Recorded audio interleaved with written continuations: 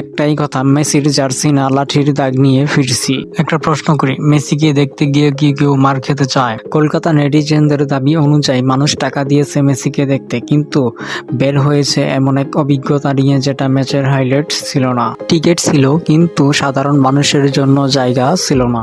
আর যাদের সামনে পেয়েছে তাদেরকে বোঝানোর চেষ্টা করা হয়েছে আপনি সমর্থক ঠিকই, কিন্তু গুরুত্বপূর্ণ না। সোশ্যাল মিডিয়ায় এখন একটাই কথা, মেসির জার্সি না লাঠির দাগ নিয়ে ফিরছি। এখন ধরা যাক মেসি যদি বাংলাদেশে আসতো তাহলে কি হতো?